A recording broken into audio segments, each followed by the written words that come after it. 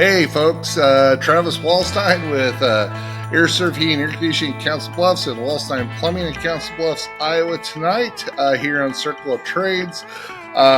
Guest I've been wanting to bring on for a while to talk about some of his life experiences that he does. And the one fault he has is a Vikings fan, but we won't hold that against him too much. So, Gives me a lot of experience crying. yeah, there you go. That's why God created alcohol. So, but um, Mike Morisch, like I said, he currently works for SMU, but he's got a lot of background in industry with Perry Judd, R. Donnelly, and started early in his career to packing house stuff. And so, Mike, how you doing tonight? Good, good. Thanks for having me. There's my lovely Yeah, wife. good. So it's all right. So, one of the things we like to talk about, but a big thing for me is talking to, young kids, people, high school looking to get into the trades. Now, I'm going to premise you got a 2 year degree. You went to Niagara Trade School. Yep. You did what was it? Electronics? My Is that what my you went for? What was your degree there? my degree is in electronics engineering technology.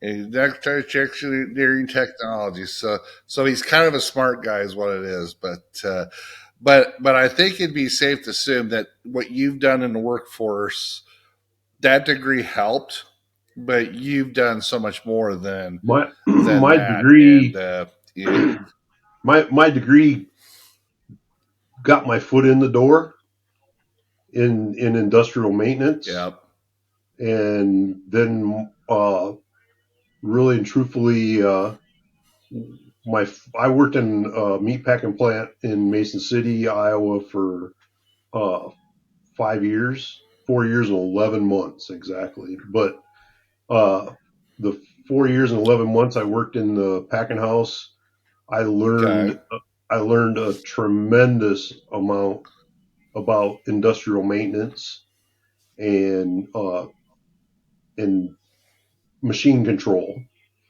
And yeah, my degree was more focused on engineering and was really set sure, to it was set to put me in an engineering office working hand in hand with engineers on electronic circuits. And and when I started in the sure, packing house, uh, they wanted somebody with electronics knowledge, and that's what got me in the door. And then it was all downhill from there, so to speak. But uh,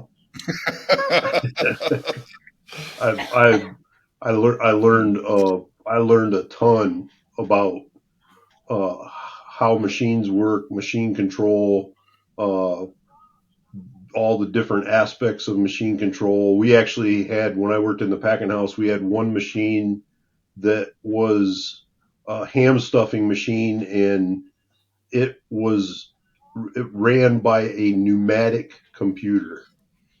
It actually had mm, a computer that was made of pneumatic circuits. It had pneumatic AND gates and OR gates, and it was really a screwed up freaking deal. But it worked sometimes. yeah. A Germans build pneumatic Germans computer. build Germans That's like build an lovely oxymoron. machines. I'll tell you that much. you you've been around the world enough. Yeah, You know when a German builds something, it's really messed up, really really messed up. yeah. Yeah, well, the only reason I got the last name Wallside is because my family in Sweden got in trouble, so they had to go take a German last name. So maybe that rubbed off on me. So, but but Oh, my last name's but 100% we've talked about this stuff. Well, there you go. So, but then you marry Norwegians. So, but you talk. You've talked about your experience and different stuff in the packing house, and listen, this is not 8 to 5 Monday through Friday. This is Saturdays, Sundays, holidays. It's hard work. I mean, Oh yeah, you can speak to that better than anybody. But when I started in the packing house, I started in September, I believe, and I didn't have a day off until Christmas Day, and then I had Christmas Day, and then I had Christmas Day off, and then worked for like 180 some days straight after that. So yeah, it was hard work. oh, yeah. But the experience you've talked about this because you're dealing with refrigeration. You're dealing with electrical. You're dealing with slicers. You're dealing with. Did you guys did have a kill floor up there at Armor up in No, Mason we City? didn't Did kill. you? We I didn't don't kill. remember. Did you have a Yeah, kill we floor up didn't. there? We did not kill. No, it was we were purely a pack Okay, plant. but We you had so many machines.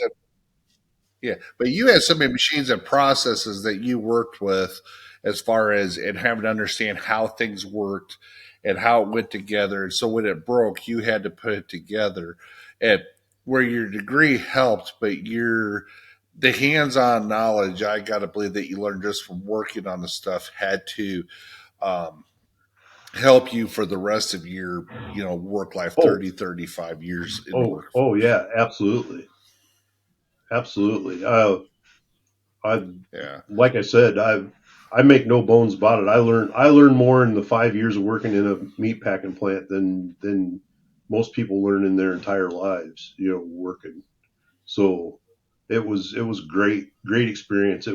It was a total hellhole to work in, but it was a great experience. Well, yeah, that happens. So, but but like I said, you learned and went on, and then like I said, but it was a great experience for you doing that. And then I know from there, you spent a lot of years in the printing industry. So I know you worked for Perry Judd, which became R. Donnelly, and you've went through opening a plant, closing a plant. Yeah, Um, you've been through that entire process. Oh, you get bought with the plant. Oh, yeah, yep, yep. but talk a little bit about your experience with Perry Judds and R. Donnelly, and some of the stuff you had to deal with in So the um, so in the printing world that you dealt with. when I left the packing house, uh, Jane and I wanted to move back home. So I got a job back home, Mm. and the place was called Heartland Press. It was a small printing company, owned Okay, by yep, I forgot owned about by that. two brothers, and it was just one single plant, owned by two brothers, small plant. And I started there, and I worked there in maintenance, and I worked about it was maybe a little over a month. And they came to me one day and they said, Hmm. we really want to have somebody that's the leader of our maintenance department. And so they asked me to take the job as the maintenance manager. So I did that, New and guy, right, maintenance manager, he pissed right, everybody off. yeah, new guy maintenance, new guy, young guy. I was newest guy, I was youngest guy, and I was the boss. And you know, right, wrong, or other, it all worked out in the end. But it was tough. It was tough for a little while, to Oh, eventually, yes. the guys that worked for me uh, learned that I didn't ask them to do anything that I wouldn't do myself, and most of the time I just did it Hmm. myself anyway. But uh, so I Yeah. gained their respect. I gained their respect, and I respected them. They were good guys, and we had a long working career together. The base core and myself. Hmm. Uh, Heartland Press got bought out by a company called Perry Judd's. Was a little bit larger printing company, based out of Wisconsin. Perry Judd's bought Heartland Press, and then we became one of four printing plants that were Perry Judd's. That gained Mm-hmm. me some more industry knowledge. It gained me some more industry contacts, and it taught me more about how to run a bigger printing plant. And we grew our plant here in town through that process. Uh, we about Mm-hmm. doubled the size of the plant. We about doubled the amount of throughput through the plant. Then in 19 no in two, 2008 we were purchased. I think believe it was 2008. We were maybe seven. We were purchased by R. Donnelley, which is the largest printing company in the world at that time. I think they still are, and Fortune Yeah. 500 company, and they had hundreds and hundreds of plants all over the world in every country, and that was a eye opening and learning experience. It put me into engineering as a member of the engineering into corporate engineering's realm of things. And in 2009, the world kind of crashed in 2009. If anybody's old enough to remember that, I know I am. I'm sure Travis is. Uh, when the world crashed in 2009, R. Donnelley did what big companies do, and they said we've got to close some of our plants, and they decided to close the plant here. And so I worked for R. Donnelley for another year and a half, emptying the facility out. And the long and short of things, Mm-hmm. What a miserable when job, by the way. yeah, which was a miserable job. It was myself and one other person who worked for me, and we worked day after day in a big, 125,000 square foot building, taking stuff apart and shipping it out, and throwing stuff away and going through things and cleaning stuff up. And that was a tough deal. But Yeah. But in learned a in lot. the yeah, in the long run, the local utility here, SMU, Spencer Municipal Utilities, decided they wanted to buy that building and move themselves into that building as their new home. And in the process of that Mm. happening, uh, I finished working for R. Donnelley, and I was done working for R. Donnelley, and I got not too long after that, I got a call from SMU, and they asked me if I would come to work for them, and I did. So the joke was that they bought me with the building, but if that's the way if that's the Well, if that's that's the how way I it look needs to at be, it. if that's the way it needs to be, I guess that's the way it needs to be. But technically, I was out of the building for uh, about a month and a half before I went back in. So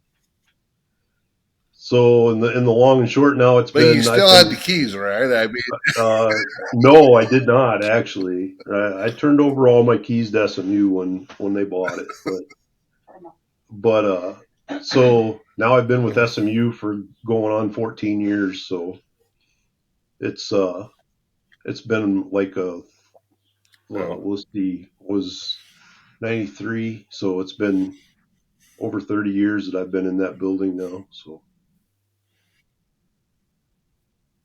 well, there you go. and in You the know in what the that makes you? That makes you old, by the way. So I'm you're I'm older than old. me. So I just want I'm to throw old. it out Yeah, there. I know I'm old. Everybody always tells me that. My wife always tells me that. Somebody's got to be the old So, guy. that's all right. It's if it's either you or me. Like I said, you're the old guy, I'm the fat guy, so I guess it works out. So there you go. It's all about perspective. So, Yep. but you can do some interesting stuff at SMU. For my friends down south in Texas, they can't handle weather when it gets below 30 degrees. Um, this man, of course, there's a group, but this guy's kind of a guy that when you run out of power in Texas, you're glad that this guy's on the freaking front line doing Well, what he does. well, I don't know how in the much you long can and talk. short of it, when Texas was having their power problems, there was a whole bunch of people, such as myself, that were doing our best to make electricity to keep everybody powered up. So, uh, yeah, that was an interesting time. But yep. So yeah, Yeah. I'm one There, of there is for the. I'm one of the guys at SMU that runs. We have a 20 megawatt jet powered generation station, and I'm one of the guys that runs that. One of two guys that runs Uh, that. So uh, okay, let's not be bashful about this. You rebuilt those damn things.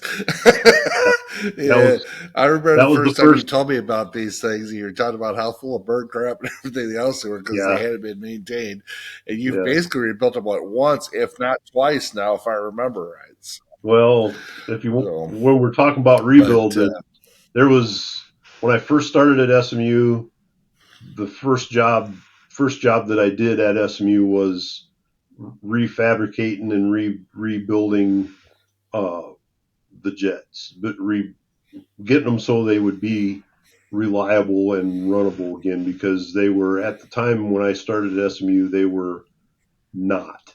They would qualify. You have to make an hour long. You have to make an hour long qualification run every year to qualify, and they would make that hour long qualification run, but barely make it. But we got them we got them fixed up, and we got things working and got them reliable. And so, like we were talking about the deal in Texas, and when the deal in Texas happened, we ran for what was it 12 days straight, 12 days straight without shutting off. And in at that time it was like 25 and 30 below zero weather here, and to keep a it jet was engine is miserable. I a remember jet a that. jet engine is a lot like a So, diesel engine. They're very similar to a diesel engine, and they have the same mhm. cold weather issues that diesel engines have. So Gelling up, Diesel number two. right, You right. know, you don't have to deal with death. I mean, besides No, you don't have to deal no, with death. no, no. Thank God. I'm looking for a Uh, fuel pump one right now. If anybody's got a fuel pump for a GG3 liquid fuel, I could sure use one. yeah. So if you know you did that, you can text me or may say the best would be back. We can get you in contact with Mike. That's not a problem. Right.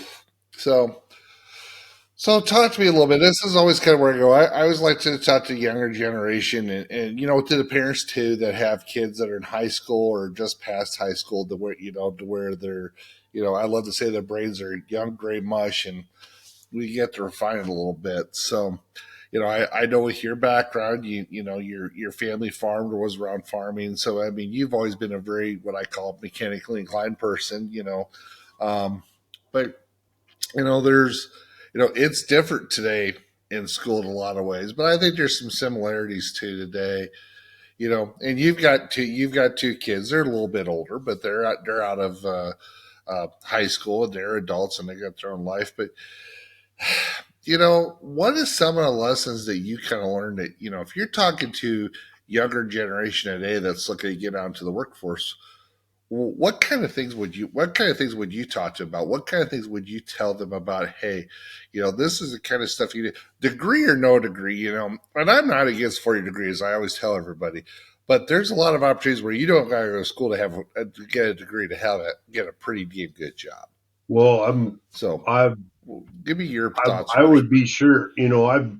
One thing that I talk, and we got plenty of young people around us in our lives, and between relations, kids, and stuff like that. And one thing that I try to make a point to all those young people that are in our lives is, think real long and hard about before you dedicate yourself to a 4-year degree. And if if you if you're going to dedicate yourself to a 4-year degree, make it something that's going to be worthwhile, because you can come out of high school and get a job apprenticing in a trade, and in a couple of years be making really good money, and have a stable life for the rest of your life, and not have, you know, tens and tens and tens of thousands of dollars of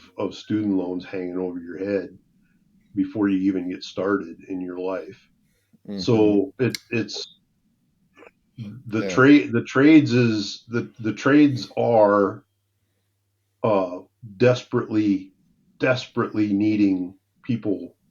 And as people my age Mm-hmm. are leaving the trades, I'm rapidly approaching retirement. uh, the trades are seeing people leaving in droves because of retirement, and it's something that the young folks don't seem to be, right, wrong, or other. They don't seem to be interested, or they're just unaware that of the potential that there is Yeah. to make a life out of the trades. And Mm-hmm. when I say trades, it's a vast thing. It's whether it's Yes. whether it's industrial maintenance, like I've done my whole life, my whole working career, or it's electricians, plumbers, HVAC folks, bricklayers, uh, flooring and tile layers. Anybody that's in the work with your hands trades. There's a need for Yeah. all those people. Yeah. Absolutely. And you know what? And that's the thing, and that's why the one reason I had you, you work for utility where you got, I mean, not only do you handle electricity, but you handle water and sewer too, Yep, right? If I yep. remember right. I mean, We don't do you sewer. handle, yeah, so you Our handle water. our Oh, you utility do water. does our utility does the electricity for the town, the potable drinking water for the town.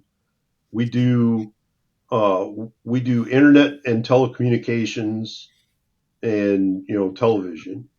So we have the three utilities, the electrical, the water, and the communications.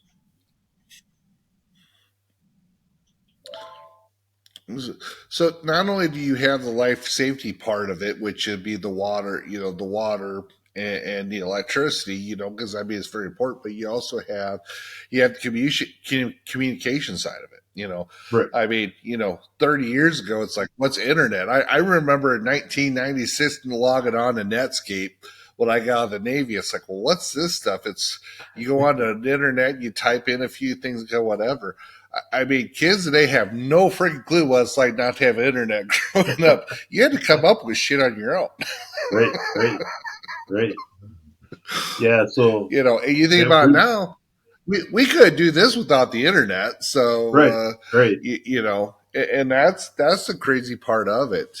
Um, you, you know, but what are you seeing? I mean, you like I said, you got lots of young people in your life and that are involved with, and you work with personally and with work and just different stuff. There's always a thing that the younger generation doesn't care or disinterested. And I think there's some truth in it. I think a lot of it has to do with people don't know. But I mean, when you're talking to them, I guess my question is, when they're looking at what they want to do and you have conversations with them, what's their motivation for? I mean, everybody thinks it's money, and money's great, but when you talk to them, what do you think some of their motivation factors for why they may do something, or why they may not want to look at some of the industrial technologies and different stuff that you deal with? Well, I think to a point, a lot of the young folks that I've talked to, they're looking for something that's going to fulfill their life. Something that'll make Mm-hmm. them feel like they're fulfilling their life, and and they really don't have any idea of the kind of fulfillment that you can get out of a job in the trades. Where you can literally drive through town and say, I built that. That kind of thing. I helped build that. I Mm-hmm. helped I helped put That's that cool. together. That is a cool thing to do. Yeah, and Yeah. it's something, and you know what I'm talking about. When as you Well, can drive through absolutely. as you can drive through town and look at this or that or whatever and say, I had a part in putting that together, and I Yeah. had a part in making it go. That kind of thing. It's a fulfilling thing in your life. Yeah. and I and I fixed that. I did that. I great, great, great. I do it. So Yeah. it, it's something that I think and I hate to point fingers at the education system, but it's something that the education system doesn't give these young kids any clue of what that's about. The No. the, the education Yeah. system is so geared towards you got to go to school for 4 years and you got to get a degree in political science and blah blah blah and all this crap. And yeah, so you got your degree in political science and you come out Crazy. and flip Yeah. flip frickin' burgers at McDonald's for the rest of your life. You know, it, it's Yeah. it's Or be it's on Twitter. You can be on Twitter. That's their thing. well, you can always get a podcast, I guess. Mm-hmm. That too. Yeah. Absolutely. So, but so, but yeah. Well, like I said, the other thing that people don't know on this is a lot of people that call my business call my work. Jane is my sister-in-law. This is my brother-in-law. I wasn't going to tell you this till the end, but or towards the end, but so he's the beef behind Jane. So the nice friendly one that you talk to on the phone all day. So you know I Yeah, don't know if it's better half. I'm not going to use that word because, like I tell my wife, I'm not really a no, better half. I'm just the other half. So. no, I know which half is better, and it's the one that's sitting behind me over to the side here off the camera. Yeah. She's the one that's talking here. Say, hey, don't forget to talk about this or talk about that. So, but oh, I, the thing that gets me is you kind of your story, your experience, and the thing for me it comes back to what you said about working at a packing house. And listen, there's a stigma with working at a packing house. I'm going to call it for what it is. But Oh you've yeah, said this, and you didn't make a career out of it, but it's still going to be number one. It's hard work. You want to find what hard work is? Go work at a packing house for a week. You'll find out what it's all about. oh yeah. Um, you were there for 5 years, and I don't think the experiences that you've experienced and some of the opportunities you've had would have happened had you not taken that job.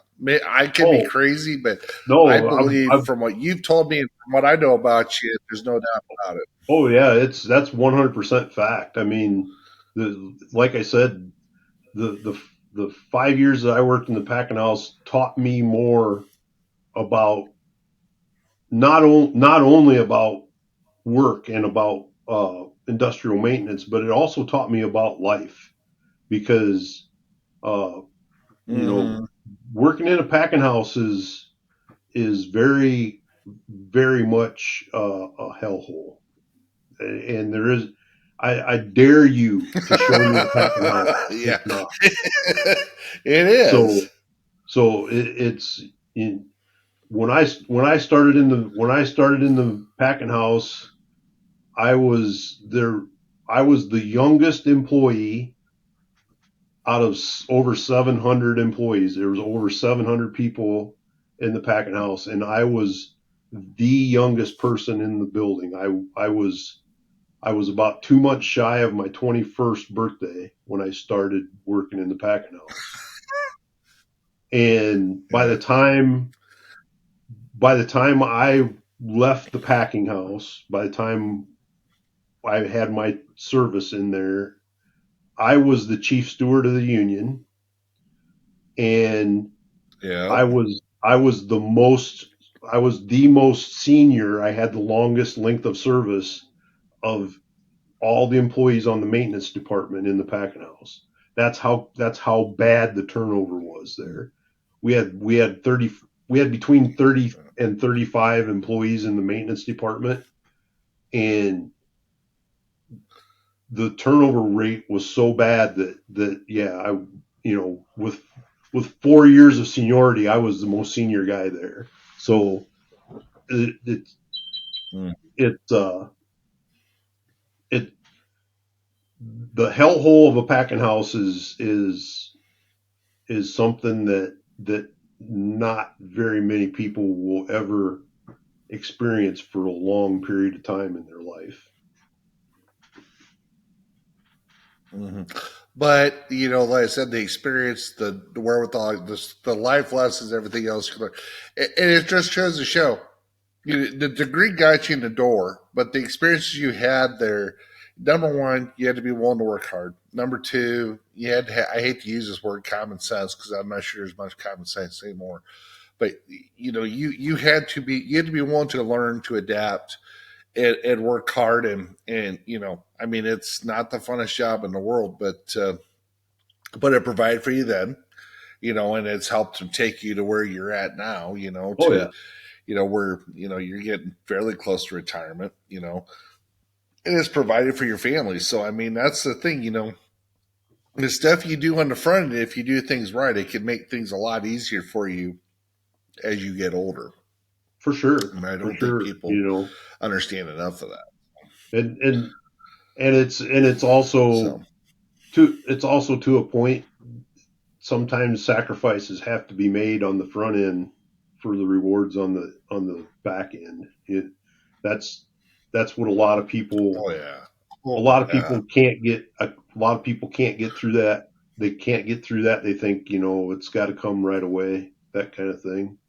So that's something Mm-hmm. that I like to preach to the young ones as well. It's sometimes you got to make some If you're sacrifices. about instant gratification, if you're about instant gratification like Caden Proctor is, since he's leaving Iowa I seen again, that. so I seen that. yeah, it's Yeah. like yeah, if you're Adios. about Peace. instant gratification, the packing house is not the place for it. Don't let the door hit you in the ass on the way out. Yeah. Yeah. So, but any, like I said, I guess any message that you want to send out. I mean, obviously, I'm guessing this is your first podcast. Yep. Any Absolutely. message that you want to send out or anything? I mean, because I'm asking you questions about your life and what your work experience is. Um, any messages you want to send out to people, or talking about your career, or whatever? What's the one? If you had to tell a person one thing, what would it be? Don't be afraid to get your hands dirty. That's the one thing in my work, in a lot of the trades kind of work. Don't be afraid to get your hands dirty, because it'll be worth it in the long run.